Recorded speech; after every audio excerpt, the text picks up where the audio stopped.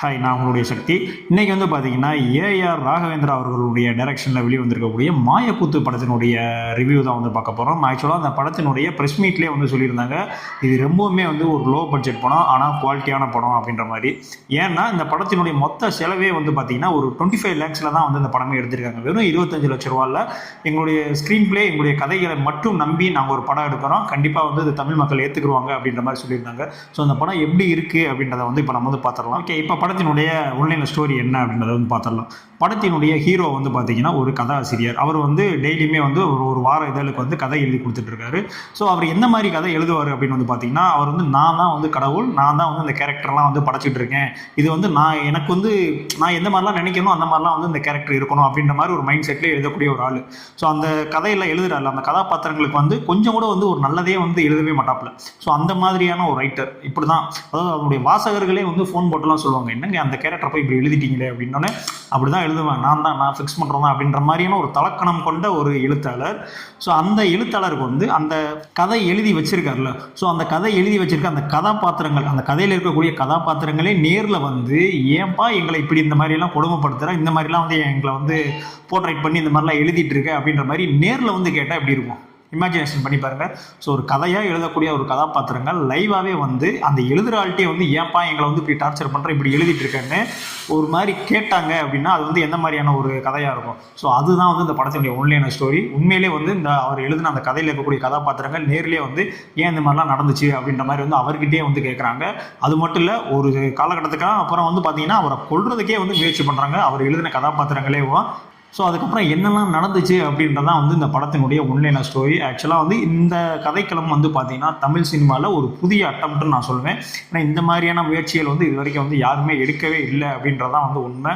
Okay, இப்போ வந்து படத்தினுடைய பாசிட்டிவ்லாம் என்ன, நெகட்டிவ்லாம் என்ன அப்படின்றத வந்து பார்த்துடலாம். படத்தினுடைய மிகப்பெரிய பாசிட்டிவ் வந்து படத்தினுடைய கதைக்களம் தாங்க. அது வந்து நம்ம சொல்லியே ஆகணும். ஏன்னா இப்படி ஒரு ஸ்கிரிப்ட், ஏன்னா ஒரு ரைட்டராக எழுதுகிற ஒரு கதையிலிருந்து வரக்கூடிய கதாபாத்திரங்களே வந்து நிஜ வாழ்க்கையில் நடக்குது அப்படின்ற மாதிரியான ஒரு ஸ்கிரிப்ட் இருக்குல்ல. ஸோ இந்த ஸ்கிரிப்டை வந்து ஒரு திரைக்கதையாக வந்து வடிவமைக்கணும்ல. ஸோ அந்த விஷயத்தில் வந்து டேரக்டர் வந்து இந்த இடத்துல வெற்றி பெற்றுட்டார் தான் சொல்லணும். ஏன்னா இந்த கதை வந்து ரொம்பவுமே வந்து ஒரு காம்ப்ளிகேட்டான கதை, ஆனால் இந்த கதையவே வந்து மக்களுக்கு எளிமையாக புரியும் வடிவில் வந்து சொல்லியிருக்காரு. ஸோ அதுதான் வந்து அவருடைய மிகப்பெரிய வெற்றி. ஏன்னா இந்த மாதிரியான ஸ்டோரி டெல்லிங் வந்து ரொம்ப ரேர். தமிழ் சினிமாவில் எனக்கு தெரிஞ்சு இந்த மாதிரி படங்கள் வந்ததே இல்லை அப்படின்னு தான் நான் சொல்லுவேன்.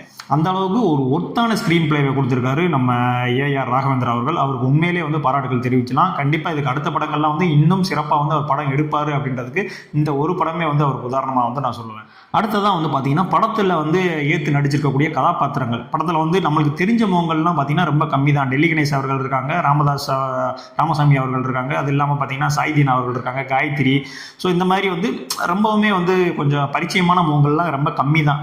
ரொம்ப லோ பட்ஜெட் படம்னால இருக்கிற அந்த கேஸ்ட் அண்ட் குரூ வச்சு படம் வந்து மேக் பண்ணியிருக்காங்க. ஆனால் இவங்க எல்லாருமே வந்து பார்த்தீங்கன்னா ஒரு மெச்சூர்டான ஒரு பெர்ஃபார்மன்ஸ் வந்து கொடுத்துருப்பாங்க. எங்கேயுமே வந்து இது வந்து ஒரு லோ பட்ஜெட் படம், இவங்க வந்து ஒரு நாடகத்தனமான ஒரு சீன்லாம் வந்து எடுத்துகிட்டு இருக்காங்கன்ற மாதிரியான எந்த விஷயமே அந்த படத்தில் வந்து தெரியாது.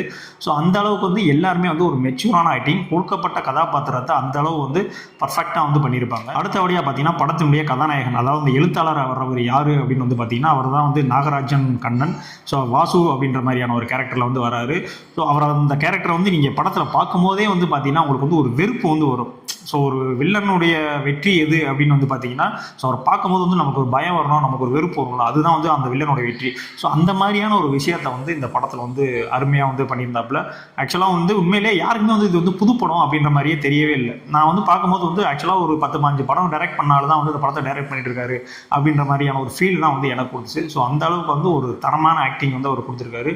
அது மட்டும் இல்லை, படத்துக்கு மிகப்பெரிய பலம் வந்து 2 விஷயங்க. ஒன்று சினிமாட்டோகிராஃபி பண்ணவர், இன்னொரு ஆள் யாருன்னு பார்த்தீங்கன்னா எடிட்டிங் பண்ணவர். ஸோ இவங்க 2 பேருடைய கான்ட்ரிபியூஷன் இல்லை அப்படின்னா இந்த படம் வந்து உண்மையிலே வந்து இது வந்து ஒரு லோ குவாலிட்டி படம், இது வந்து ஒரு லோ பட்ஜெட் படம் அப்படின்ற மாதிரியான ஒரு விஷயம் வந்து ஸ்க்ரீன்லேயே வந்து தெரிஞ்சிருக்கும். ஸோ அந்த மாதிரி விஷயத்தை வந்து எங்கேயுமே வந்து தெரியாமல் பார்த்துக்கிட்டது இவங்க 2 பேர் தான். கண்டிப்பாக இவங்க 2 பேருக்குமே வந்து நம்ம வந்து பாராட்டுகள் வந்து தெரிவித்து தான் ஆகணும். அடுத்தபடியாக வந்து பார்த்தீங்கன்னா படத்தினுடைய மியூசிக். ஸோ அதை வந்து சொல்கிற அளவுக்கு வந்து ஒன்றும் பெருசாக இல்லை அப்படின்னாலும் கதைக்கு தேவையான அந்த உயிரோட்டமான அந்த மியூசிக் வந்து பேக்ரவுண்ட்ஸில் வந்து வந்துக்கிட்டே இருக்கும். மெயினாக வந்து பார்த்தீங்கன்னா அந்த ரைட்டர் வந்து கதை எழுதும் போது பேக் சைடில் ஒரு பேக்ரவுண்ட் ஸ்கோரிங் வரும். அது வந்து ரொம்பவுமே வந்து ஆப்டாக இருக்குது. அது மட்டும் இல்லாமல் திரைக்கதையுமே வந்து உங்களை எங்கேயுமே வந்து குழப்பலை. இது வந்து ஒரு ஆந்தாலஜி படமாக இருக்குமோ, ஒரு ஹைப்பர் லிங்க் படமாக இருக்குமோ, இல்லை ஒரு நான் லீனியர் படமாக இருக்குமோ அப்படின்ற மாதிரி உங்களை எங்கேயுமே வந்து குழப்பாது. இதுதான் கதை, இதுதான் படம். ஒரு 20 நிமிஷத்தில் வந்து நீங்களே செட் ஆகிடுவீங்க. எந்த விதமான ஒரு குழப்பம், இது ஒரு சயின்ஸ் ஃபிக்ஷனாக இருக்கும் அப்படிலாம் எதுவுமே யோசிக்க தேவையில்லை. படம் ஆரம்பிச்சா 20 நிமிஷத்தில் இதுதான் படம், இதை நோக்கி தான் நம்ம போயிட்டு இருக்கோன்ற மாதிரி ஒரு தெளிவான புரிதலோட வந்து ஒரு ஸ்க்ரீன் ப்ளே பண்ணியிருந்தாங்க. அதுதான் வந்து படத்தினுடைய மிகப்பெரிய பலம். ஏன்னா வந்து நம்ம என்ன சொல்ல வரோம், ஒரு யூனிக்கான கான்செப்ட் அப்படின்றதெல்லாம் வேற. ஸோ அது வந்து எல்லாத்துக்கும் புரியணும்ல. ஸோ அந்த விஷயம் வந்து இங்கே வந்து கரெக்டாக வந்து ஒர்க் அவுட் ஆயிடுச்சு. அது மாதிரி பார்த்தீங்கன்னா படத்தினுடைய வசனங்கள் வந்து ரொம்பவுமே வந்து அருமையாக இருந்துச்சுங்க. ஆக்சுவலாக ரொம்ப கான்ட்ரவர்ஷியான டைலாக்ஸ் எல்லாம் கூட இந்த படத்தில் இருக்குது. பட் இருந்தாலுமே வந்து பார்த்தீங்கன்னா படத்தினுடைய வசனங்கள் வந்து உங்களை யோசிக்க வைக்கும், திரும்பி பார்க்க வைக்கும். அந்த அளவுக்கு வந்து ஒரு அருமையான வசனங்கள் எழுதியிருக்காங்க. அந்த டைலாக் ரைட்டர் யார் அப்படின்னு பார்த்தீங்கன்னா அந்த ரைட்டரை வந்து ஒர்க் பண்ணியிருக்காரு நம்மளுடைய ஹீரோ இருக்கார்ல. ஸோ அந்த நாகராஜன் கண்ணன் அவர்கள் தான் வந்து டைலாக் ரைட்டராக ஒர்க் பண்ணியிருக்காரு. அது மட்டும் இல்லாமல் சில குறைகள் வந்து படத்தில் இருக்குது. அதை வந்து நம்ம வந்து அக்செப்ட் பண்ணி தான் ஆகணும். ஏன்னா நிறைய சீன்கள்லாம் வந்து பார்த்தீங்கன்னா டைலாக்ஸாகவே வந்து மூவ் பண்ணிட்டு போயிருப்பாங்க. ஸோ அந்த மாதிரி விஷயங்கள் வந்து கொஞ்சம் அவாய்ட் பண்ணிடலாம். 2-3 சீன்லாம் பார்த்தீங்கன்னா நம்ம பழைய காலத்தில் இந்த விசு படம், பாலச்சந்தர் படத்தெல்லாம் பார்த்தீங்கன்னா ஒரே ஒரு ரூம் இருக்கும். ஸோ ரூம்லேயே வந்து ஆப்போசிட் நின்றுட்டு இருப்பாங்க. ஸோ ஃப்ரேம் கூட நகரமாக டைலாக்லேயே வந்து படம் வந்து மூவ் ஆகிட்டு இருக்கும்ல. ஸோ அந்த மாதிரி சீன்ஸ்லாம் இருந்துச்சு. ஸோ அதெல்லாம் வந்து கொஞ்சம் இன்னுமே கொஞ்சம் மெச்சூர்டாக வந்து ஹேண்டில் பண்ணியிருக்கலாம் அப்படின்ற மாதிரியான விஷயங்கள் வந்து தோணுச்சு. அது மட்டும் இல்லாமல் செகண்ட் ஹாஃபில் வந்து பார்த்தீங்கன்னா ஒரு அனிமேஷன் சாங் ஒன்று இருந்துச்சு. ஆக்சுவலாக சாங் நல்லா தான் இருந்துச்சு. ஆனால் அந்த படத்துக்கு அது தேவையில்லை அப்படின்றதான் உண்மை. எனக்கு தெரிஞ்சு படத்தை 2 மணி நேரத்துக்கு கொண்டு போகிறதுக்கு வேறு வழி இல்லாமல் ஒரு சாங் வந்து உள்ளே வச்சு விட்டாங்களோ அப்படின்ற மாதிரியான விஷயங்கள்லாம் வந்து எனக்கு தோணுச்சு. பர்சனலாக வந்து நான் ஃபீல் பண்ணேன். மேபி உங்களுக்கு வந்து அந்த சாங் வந்து ஒர்க் அவுட் ஆகும், அவ்வளோதாங்க. மற்றபடி எனக்கு இந்த படத்தில் வந்து எதுவுமே வந்து ஒரு பிரச்சனையாகவே தெரியல. ஏன்னா இந்த லோ பட்ஜெட் படம், ஒரு 25 lakhsக்குள்ளே ஒரு படத்தை வந்து எப்படி எடுக்க முடியும்? ஒரு எங்கேஜாக வந்து ஆடியன்ஸ் வந்து உட்கார வைக்கணும். அதுவும் புது அட்டம்ப்டாக இருக்கணும், புது முயற்சியாக இருக்கணும், அவங்களுக்கு புரிகிறபடியும் இந்த படத்தை நான் சொல்லணும் அப்படின்ற விஷயத்தில் கண்டிப்பாக வந்து இந்த படம் வந்து ஜெயிச்சிருச்சு அப்படின்னு தான் நான் சொல்லுவேன். கண்டிப்பாக அந்த படம் வந்து உங்களை ஏமாத்தாது. நம்ம வந்து இன்னும் வந்து மலையாள படங்கள்லாம் வந்து நல்லா இருக்குது, நல்ல லோ பட்ஜெட் நல்ல ஸ்கிரிப்ட்லாம் பண்ணுறாங்கன்னு சொல்லிட்டு அவங்களுக்கு முட்டு கொடுக்கலாம், அதெல்லாம் ரைட்டு தான். பட் இருந்தாலும் நம்ம தமிழ் சினிமாலையும் இந்த மாதிரி படம் வருது. ஸோ இதெல்லாம் நீ போய் பார்க்கணும். ஏன்னா இந்த படம் வந்து இப்போ கம்மியான தேட்டர்ஸில் தான் ரிலீஸ் ஆயிருக்கு. இந்த படம் வந்து யாருமே போய் பார்க்க மாட்டாங்க. பெரிய ஹீரோ படம் இருந்துச்சா போய் அங்கே போய் பார்ப்போம் அப்படின்னு தான் வந்து யோசிச்சுட்டு இருப்பாங்க. ஸோ இந்த மாதிரி படங்களை நீங்கள் போய் பாருங்கள், பார்த்து ஆதரவு கொடுத்து இந்த படம் ஜெயிச்சிச்சுன்னா கண்டிப்பாக இதே மாதிரியான படங்கள் வந்து வரும். அதுக்கு நீங்கள் இந்த படத்துக்கு வந்து ஒரு வெற்றியை கொடுக்கணும் அப்படின்றது தான் வந்து என்னுடைய கருத்து. ஏன்னா சும்மாவே வந்து தமிழ் சினிமாவில் 100 கோடி 300 கோடி டாப் ஸ்டார் மல்டி ஸ்டார்லாம் போட்டு ஒரு மெகா பட்ஜெட் படம் இது வந்து 1000 கோடி வசூல் அப்படிலாம் சொல்லி, ஸோ அவங்க பிஸ்னஸ்ஸு ஒரு சைடில் இருந்தாலும் நம்மளை வந்து திருப்திப்படுத்துச்சா அப்படின்னு கேட்டால் அந்த படம் திருப்திப்படுத்தலை. ஆனால் வெறும் ஒரு 25 லட்சம் ரூபாய்க்கு ஒரு சின்ன கேஸ்ட் அண்ட் குரூப் வச்சு ஒரு படம் மேக் பண்ணி அது ஒரு டிஃப்ரெண்ட்டான அட்டம்ப்டில் வந்து மேக் பண்ணி உங்களை வந்து சாட்டிஸ்ஃபை பண்ணுற அளவுக்கு ஒரு படம் வந்து கொடுத்துருக்காங்க அப்படின்னா கண்டிப்பாக அந்த படத்துக்கு வந்து நம்ம போய் நேராக போய் பார்க்குறது தான் வந்து அந்த படத்துக்கு செலுத்தக்கூடிய மரியாதை.